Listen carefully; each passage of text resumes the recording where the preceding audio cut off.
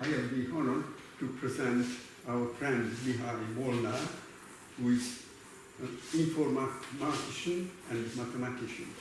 He was born in the Russian-occupied territory Nagykáta in Hungary and grown up in the village of Szent Márton.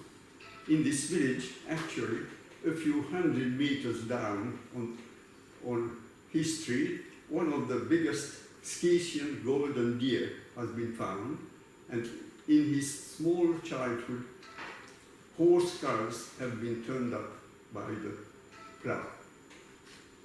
His grandfather was a captive in Milazzo after World War I, and he was fallen in love, so I may have relatives there in Italy. Yeah.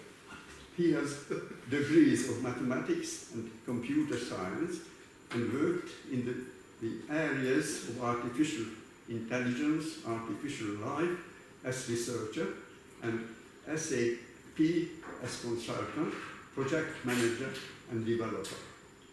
The events in 2006 forced them to leave the country, and since 2007 they live in Switzerland. Since almost over 2 decades, he is interested in prehistoric times and tries to add something to the field with his readings and some Stone Age texts and Sicel. He is going to present then Sicily is the Rome of the Bronze Age. Please, Mihály. Thank you very much for the introduction. I have to apologize because I haven't been presenting since a long time. And the topic is pre-Roman, so therefore for many not so much interesting, because everything started with Rome, or a little bit earlier everything started with Greece. And also I must apologize because of my voice. I'm back from a Chinese expedition of the Silk Road, and got a little bit cold there, and you can hear on my voice. So, and maybe later on I will also apologize by other things as well, but let's start now. So, I would like to present here that Sicily in the Bronze Age was really a central hub of the culture and the central hub of the people as well. So that can be compared to Rome too. I was asked that I don't force and go deep into the religious connections and so on, so it will be more like linguistic, and also the archaeological facts, and presenting the genetical and relationships like musicology. So as I write here, certain inscriptions in Sicel and Tartessian. Where is Tartessos? It's in Spain. What does it have to do with Sicily? They say so that the Sicanian people, who were before the Sicels in Sicily, are related to Iberia, so Spain. And I found these people, the Tartessians, who have got a lost city as well there, with understandable texts. So the two pre-Roman tribes of Sicily and Iberia, of course, respectively, but in this way also Sicily again. So I write here that my intention was to show, according to the presentation of János as well, that we have a longer history than we have been given by our linguists, because in Hungary all the prehistory is more or less based on linguistics, although there's a lot of discrepancies, a lot of things which are not fit, because the archaeology, the even more linguistic results as well, do not fit to this picture. So I will show a lot of results, other results to warm up, and then I will show how to read the Sicilian text in Hungarian, what is the meaning of these texts, and then we maybe jump to a little bit broader view, and then you can ask questions afterwards. So, a bit too much on one slide, of course, but I just wanted to say that there were a lot of researchers before me who said that we had so many connections between the different words, between the different areas. For example, Thor Heyerdahl was talking about connections between all those people built the pyramid. Did you know that there is a pyramid in Sicily?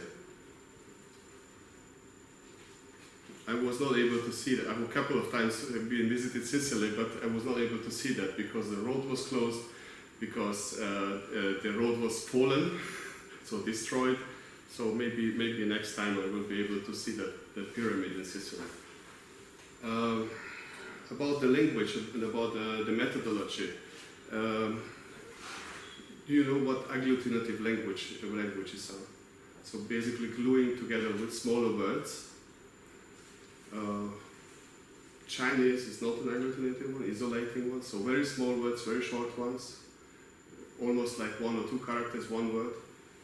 And in the Hungarian, for example, in Turkish and other agglutinative languages, you glue together one word, and this is like one sentence in another language, like an Indo-European language. And because this has an inherent structure, this implies a structure in the language.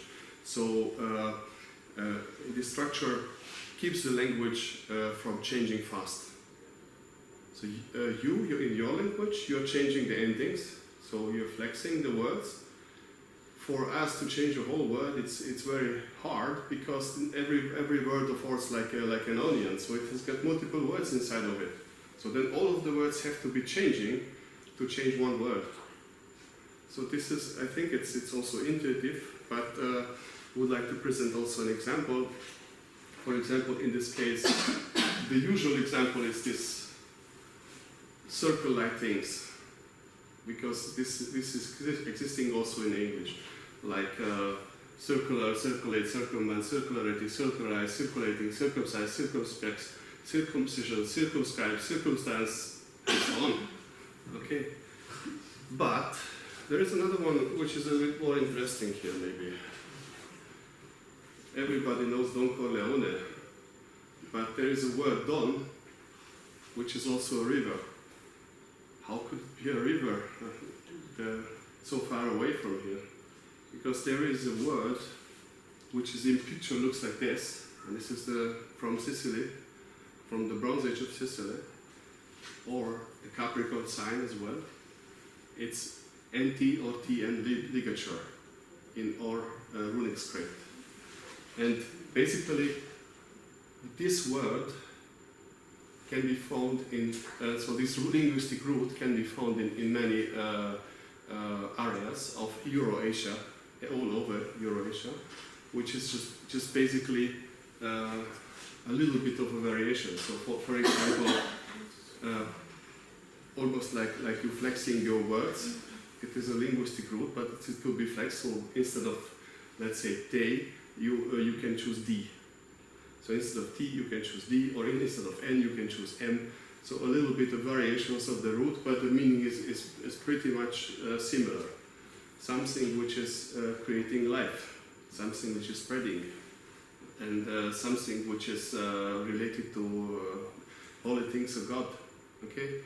So for example, you see Tengis, Tengin, Dingis, Tengi, Tengri, and so on. It's all the gods of the Turkish people. Okay? In the, of course, different languages. Dinger, Dien, Ishtin, Tiamat, Tammuz. You also find the same linguistic root inside, you see. All of it, which you see in the picture, meaning you can find also in Sicily. And of course in the word Don, because Don means the Lord, or the,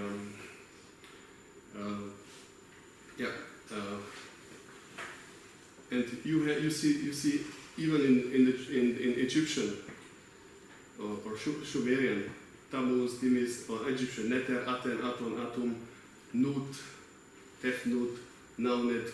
In the Germanic people say Wotan, Woden, Woden, Odin, Odin, Dunor. Dunor is Thor. So all these names are connected. Or even the Germanic people have Nebetona or Anemetia, Tamfana. Tamfana, Tanit is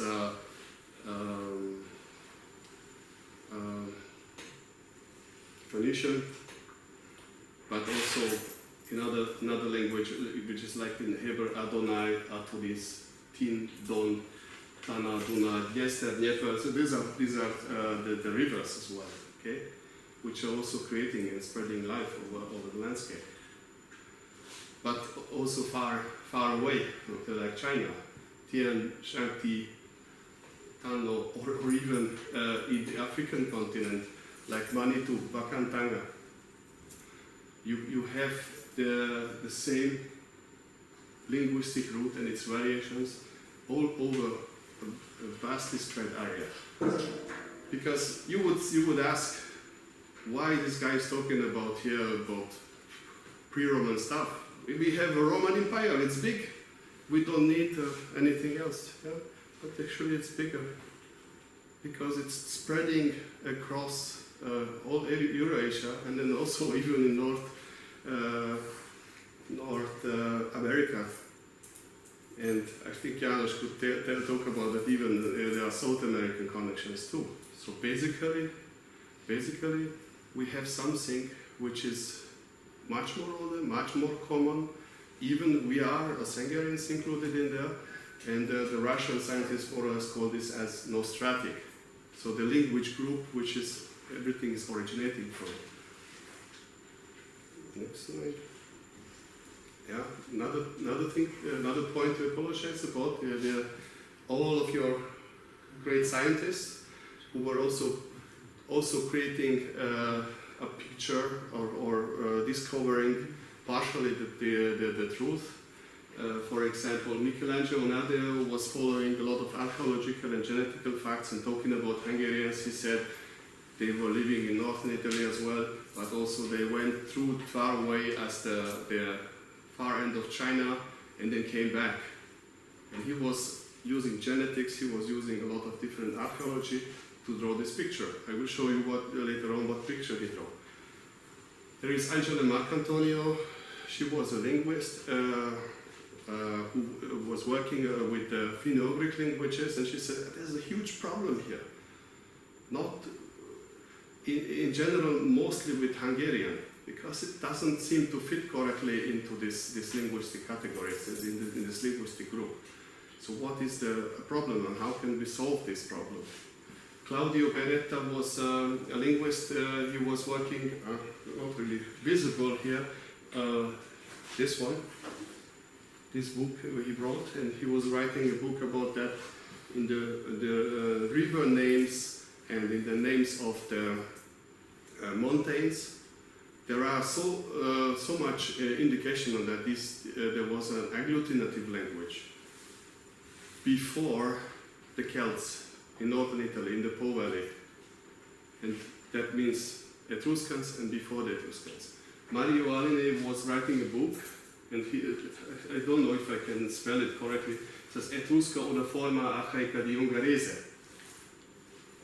Then later on, unfortunately, and this is the time to apologize, our academy said we are not interested. So he was trying to further investigate and go to the Turkish Academy and try to figure it out what kind of agglutinative language could have been this language of the Etruscans. Marco Merlini is also a linguist who was working about the language and science system of the so-called Old Europe. This is the Old Europe of Maria Gimbutas, who was figuring out that in the early Stone Age, when the Neolithic farmers came in, there was already a civilization which was then the root of many other civilizations like the Minoans and even influenced so far away like Egypt and other civilizations as well. And they already had a writing system. Okay, this is what Janusz was talking about last week. Okay, so basically that was the picture more or less a decade ago. Okay, so a lot of people, like as I said, Mario René Nadeo, Angel Marpentori, and so on, Varga Csaba, Juhász Zoltán, found out this picture. So that means that some of the genes were going like this. Okay, so originating here around Lake Baikal in Central Asia, came to Europe, and then spread here and go back, and then afterwards go back again here. So it's like a big crossroad. Like it would be the Silk Road, but it's much bigger and much older, and has got much more history behind. That's the picture where the lactase gene was originating from, so that somebody can then digest lactose. And this is the so-called Old Europe. You see, in Old Europe, also Calabria, Sicily, it's also included. Even later on the Greece areas, the Greek areas. The core, however, is the Danube, the lower and the middle part of the Danube River.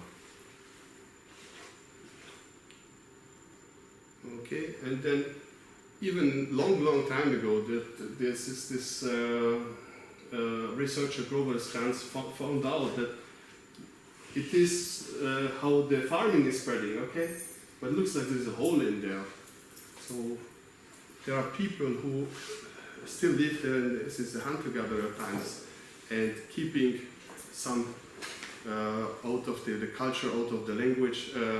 And this is why we are lucky Hungarians, as I said before, because our language is changing not so fast. So we preserved from these ancient times a lot. And since your scientists gave us these pictures and pieces, we can give you back that, hey, you were also part of this. Okay, so for example, Michelangelo Nadeo was combining the results. Okay, you see, in Sicily there is a star. It's one of the centers. Okay, and one center in Northern Africa, one center here in Crete, and so on. And of course, there's these areas later on, which are the areas of the white Huns and the Huns, Xiongnu Huns, the Asian Huns. And at that time, he was even criticized that, hey, these guys are not the same. Since then, it turned out that they were the same. That there is a genetic continuity between the Asian Xiongnu Huns and the European ones. Okay, this is another picture, also from Michelangelo Nadeo, where he was comparing another genetic marker, but also the rates of the suicides. Yeah, fortunately Sicily is not in that one, because it's a little bit more sunny than in the northern areas of Finland and all this stuff here. Yeah, so basically, thanks to these results and many additional results which I'm not listing here, there was a conference which was kind of stating that, hey, we are quite ancient. We as Hungarians, we have been here as well. Your ancestors also partially maybe taking the culture or taking the language as well. But since then, not so much changed, so it's just was stated and no echoes of it.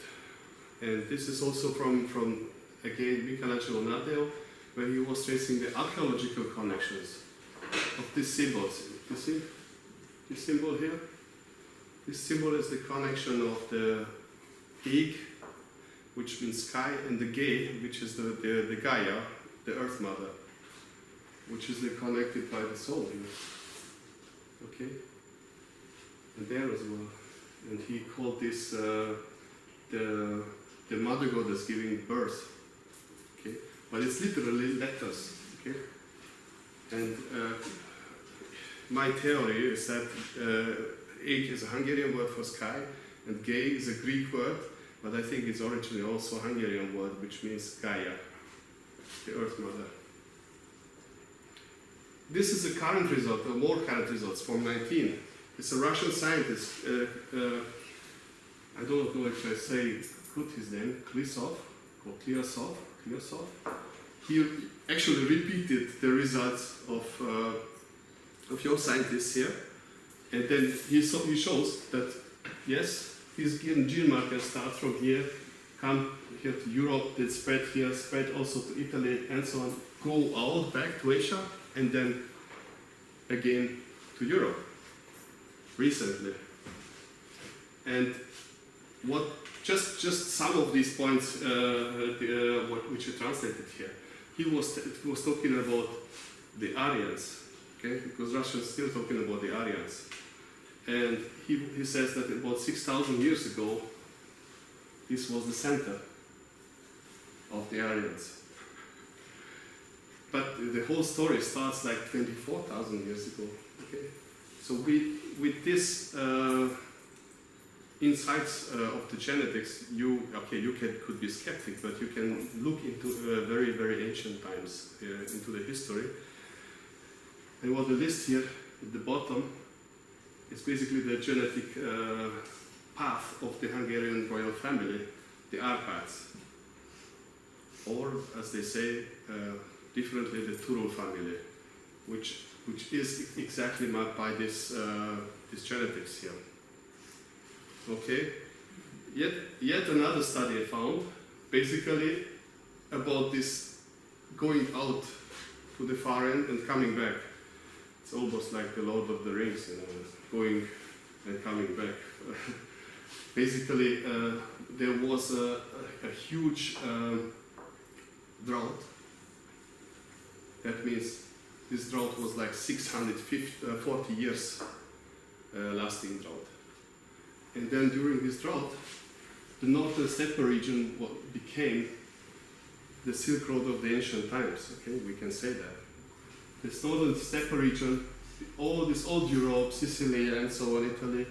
Then the people went all the way down to maybe even to Japan. So they go to here, to Korea, and so on, northern areas. And in here, in the you see this, I wrote here, Celtamina culture. There was, just like in the Sahara, a green area, not an arid desert like today.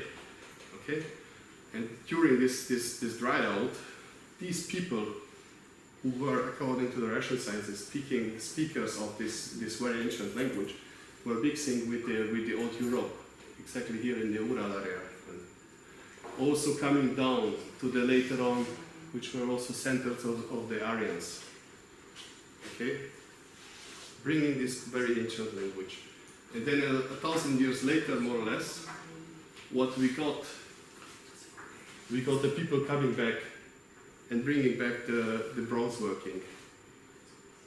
And also a big expansion here of the so-called Aryans or Indo-Europeans all over here. You see, going to the northern area of the steppe and so on, and then the so-called Yamnaya culture rises. And yeah, by the way, there's a green arrow here because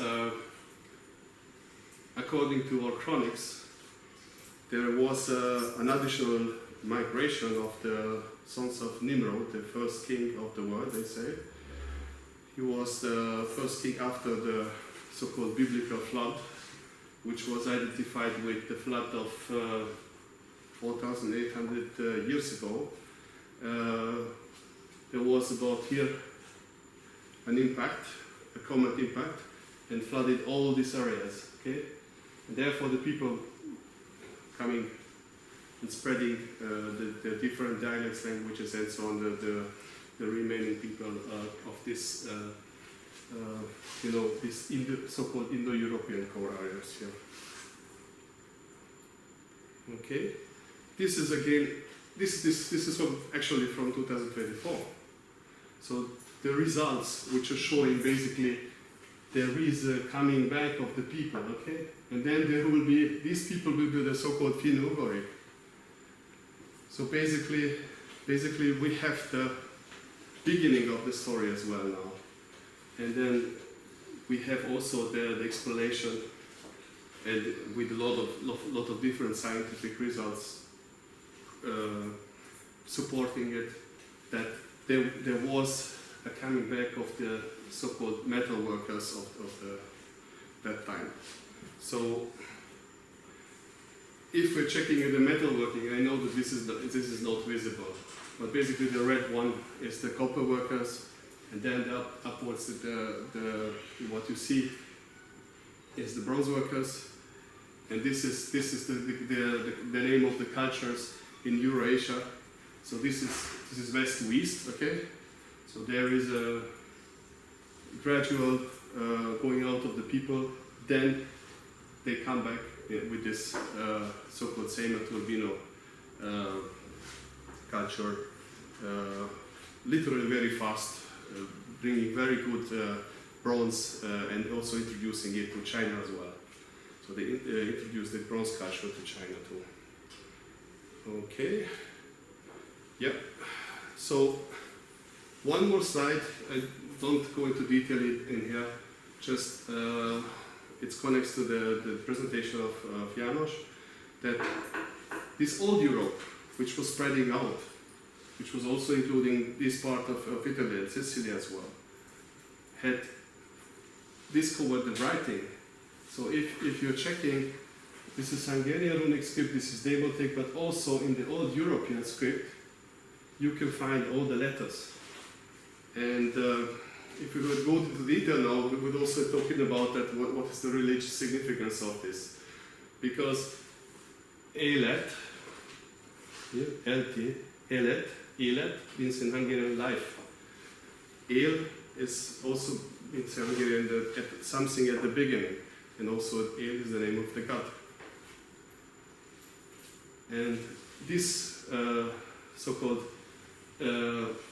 amulet from Tatarlaka also can be understood and can be read consistently with these findings. Okay. So yes, again, what I'm showing here is the results of your scientist Michelangelo Nadeo, who showing that basically regarding the metallurgy and other stuff, there's a clear connection between the Carpathian Basin and then the Terra Mare cultures of northern Italy. And this is where the first centers of the metallurgy started. Bronze as well, but bronze was not used as a weaponry, but used as jewelry for the ladies, and gold too, and silver too, and so on. So this basically a little bit of an animation, how the Terra Mare people rise, and then afterwards the Terra Mare, the Etruscan culture in the northern Italy. And a lot of these Terra Mare people, they say in northern Italy, archaeologists, they say they disappeared. How could they disappear? Where they went? This is yet another independent result about musicology. The music of the certain different cultures is checked. And you know, there is clearly the two groups, okay, here. More or less the Spanish folk music is the one connecting these two groups.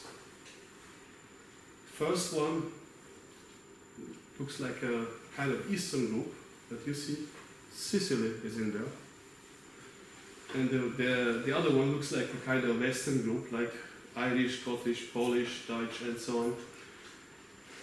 But basically, the new results from this scientist Zoltán Juhász showing that Sicily is in this group of the prehistoric connections. And then you have like Dakota here as well. And Mongolian, and Navajo. You would never think, I think, that Sicilian music is connected to, for example, Dakota music. This is the full table. So he was doing a real deep analysis of all this musical system. So after the prehistory group, we have so-called European prehistory group, Western group, and then this group is the Northeastern group and the Mediterranean group. And as I said, interestingly, Sicily is not in the Mediterranean group, but in the prehistory group.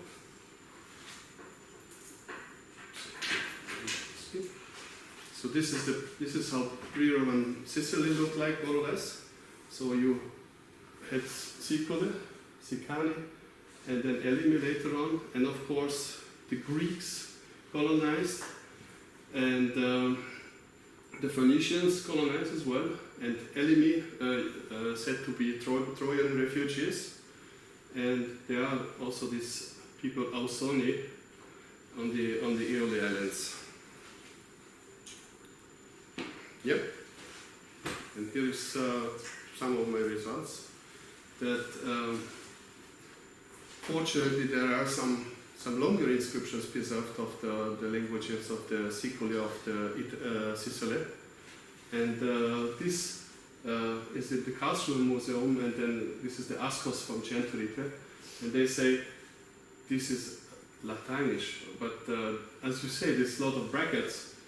They were pretty much free to interpret this, so I could put in a lot of words, and actually I don't need to put in too much to understand it in Hungarian. So this is just I put the spaces in here, and then realize that there is one ligature, so of IT here, not because I'm an IT person, but basically it's like a cross, but it's an I and a T together. Okay, so in Hungarian it sounds like, I'm just reading a current Hungarian, Nun Istentim hamarost hajnalom hevít, ő mézít édesuramnak ne fozd uram, hevítőmestével hömnedben fonytányt, ő mered és kínokba tövet. It starts to read here, actually. See? Nun Usten. And it's a pretty lovely text, because Usten, Isten in Hungarian is God. You have seen the ten and the dawn and so on before in the slide. And when you figure it out who is Nun, then it turns out that Nun is a god. So what kind of prayer is this one then? And this is the prayer here in English. Nun God, soon will be my dawn heated by. He's honey of my sweet, noble husband, don't loot my lord. With my heater, nightfall, and my ward, my wetness wilting, he petrifies and in torture entombs me. It's a little bit of a mystery, is it? But actually, it's not. It's a prayer, and I would say this is a prayer of a pregnant woman. And basically, Nun is the god of the primordial water, the amniotic fluid, and actually the dawn. So basically the birth of a child where she's praying about. And yeah, we know the story about the flowers and the bees, but actually he's coming, this point to honey, which is the end result of the little story of the flowers of the bees. So we are not talking about the fruit of the womb, but now the honey, the child to be born. Okay? So even there is overall in the culture, the different cultures, there's a plant-related depiction of the goddess, the mother goddess, Ge, I was talking about, so Gaia, and gives birds and so on, and even the Hungarian word is connected to this growth, this plant-like thing, which is connecting to this prayer too.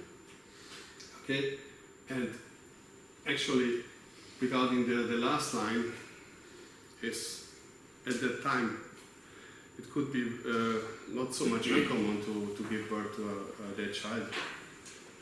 And then this is about the prayer. And then actually I was there in Sicily. I was asking the archaeologists, and they were asking me how I know this.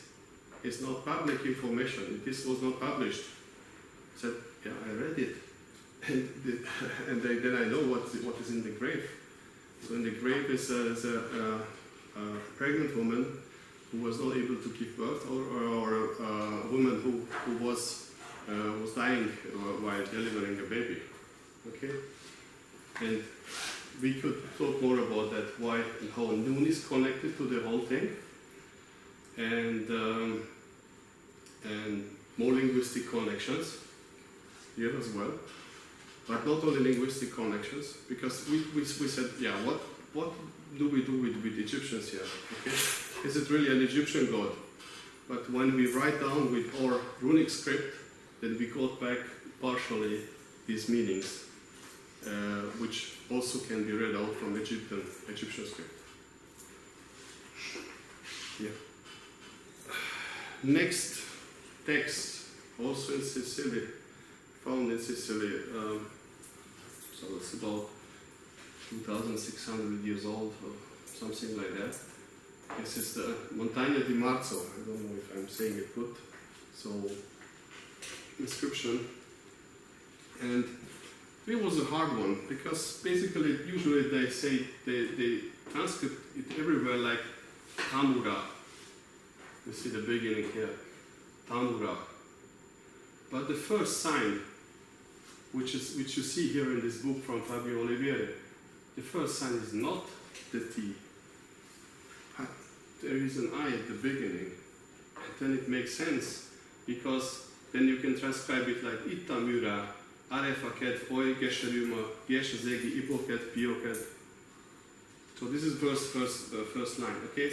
But you may want to know this, what does it mean? Okay?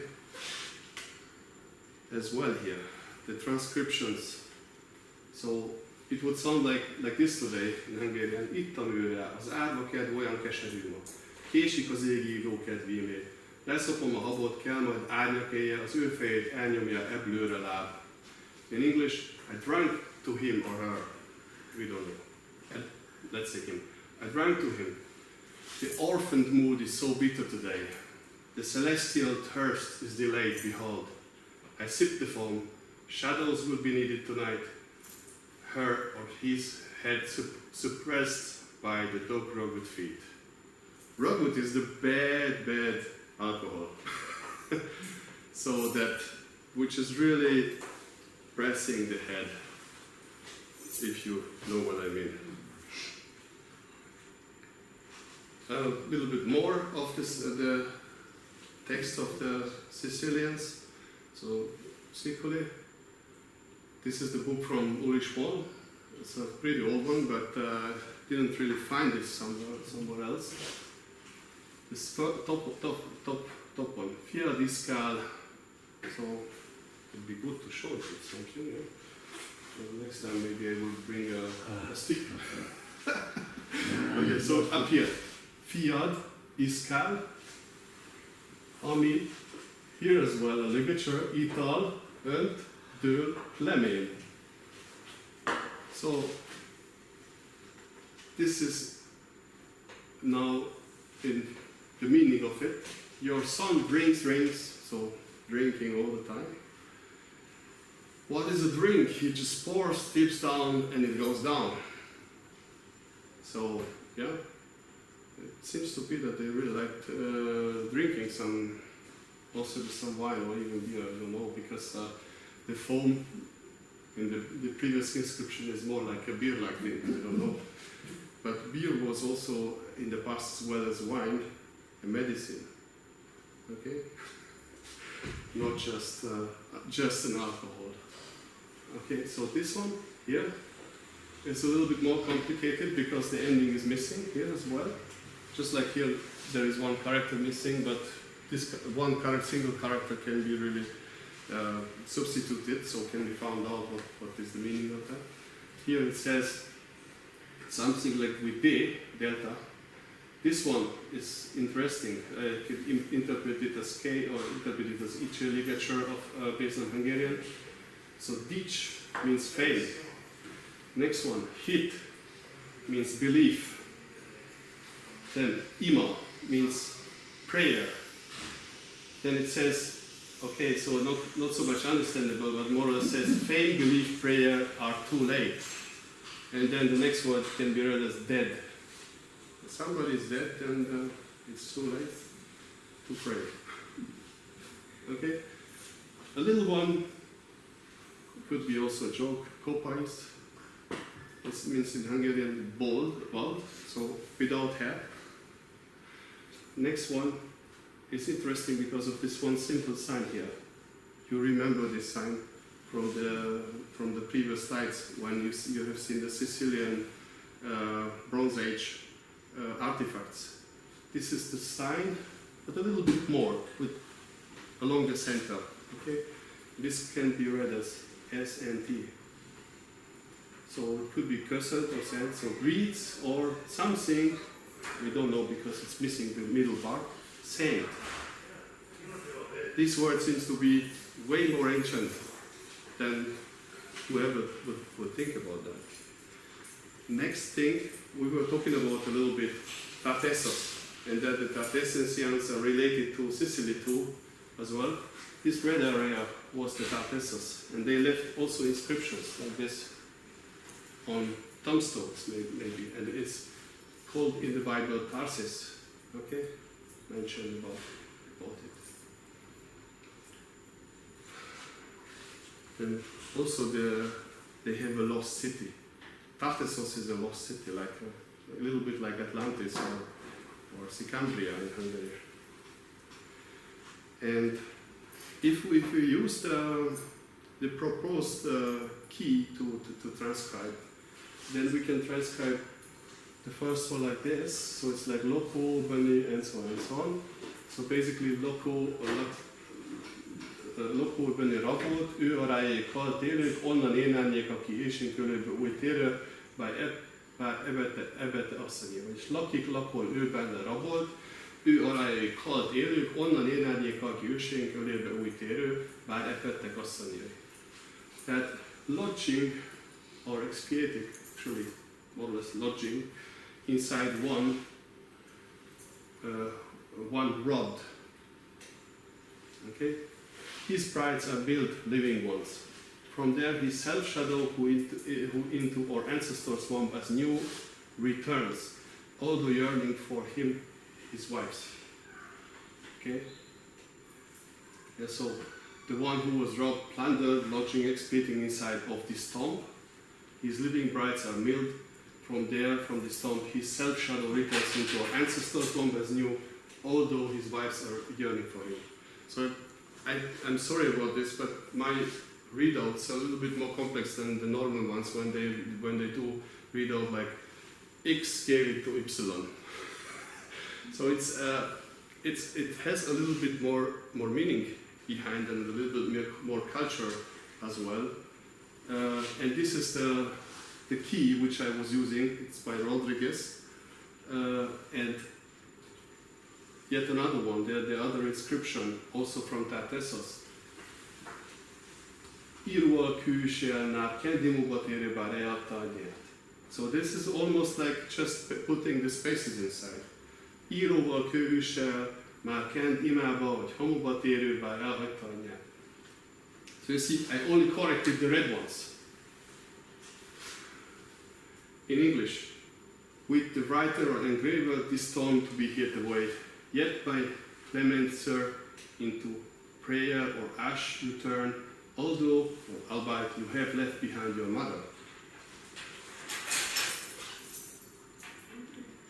Yet another scientist of yours, called Marcella Carolina Labuna, in her book, she is saying there is a mystery between Sicels and Sicans. A lot of people says this is just a variation. Yes, the Sicans were arriving earlier, then the Sicels came into to the island later. But they were more or less, as you have seen here, spoken a very similar language, which can be understood by using our language today. So, and she says, oh, you have Mazara, Machara, Hikara, Mazzarone, Mazzarino, Mazzarona, Mazzorenello, sorry, Mazzorenello, as place names. And yeah, she says, it has to be taken with caution, but it could be that it has something to do with how the people they call themselves. Okay? And she says even this difference between the Sicel and Sicily could be really understood as like another so-called ethnic dichotomy, which is happening overall in Italy as well, and like Tuscanus Tusculus, Romanus Romulus, Ausini Aurinci, and so on, and also in the Phoenicians, Punics in the Mediterranean. So Sicily, basically the same people, just with a little bit of time difference.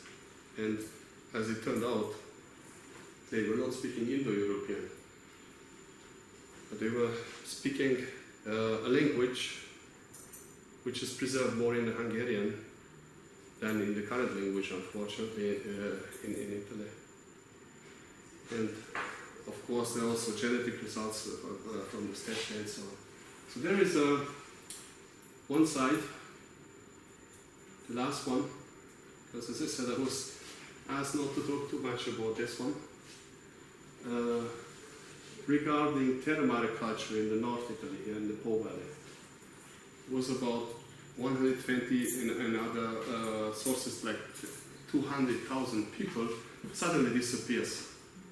Okay, possibly some of them left there, but these people are just not there anymore. There was an eruption of the volcano Hekla, and they said for 20 years there was no good harvest. But they were also talking about some war between the people of Terra Mare and they called them Sicels, and another people. Moment, okay, I will remember this. So basically, where did they go? This big population, how they disappeared from the northern Italy? They went down into Sicily and became Sicels. Okay. They also in the Mediterranean became one of the sea people and called Shekeresh. This is also significant because they even think so that they could be connected to Northern America of the Bronze Age. Some theories like that exist. They go to the Carpathian Basin, they become Sicamber and then become sacred, the sacred Hungarians. They go to even here in this part. We're talking about the Bronze Age, so there are no Skita yet, okay? Because they just start with the Iron Age. Huh? They come here and then they became Skita, or maybe they became Cimmerians, and the Cimmerians then come back later on. Okay? They became Shekeresh not only in the Mediterranean, but also in Egypt, because they attack Egypt as sea people. And they not only attack Egypt as sea people, but also try to get some refuge there, because they are together with wives and animals and so on. Then they go to the Holy Land, and they became one of the tribes, which is then disappears in the Nova, the Issachar. It's also Sakar, Sheker, Sikar, and so on. And the meaning of the whole thing, the Sik, and so on, is when this sprout grows out. This is the symbol which you have seen in the previous slides. They became one of the tribes. And then they go to so because they were also captives in Egypt as well. They disappearing as well from there, and then they became one of the lost tribes, which then goes out there to the Median territories, and then from the Median territories back, all the way back to the Scythia, to the Carpathian Basin, and then in the northern Italy region, as the archaeology says, they became the Etruscans. So this is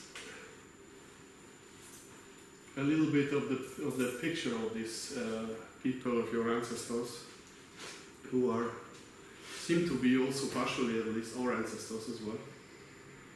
So it's not so easy to say that these people were this or that or whatsoever. But you see, using our language, which is changing more slower than an Indo-European language, still we can understand, I would say, quite well their culture or what they've written. Also, there's a bigger picture here, which of course needs way more research and needs to be proven.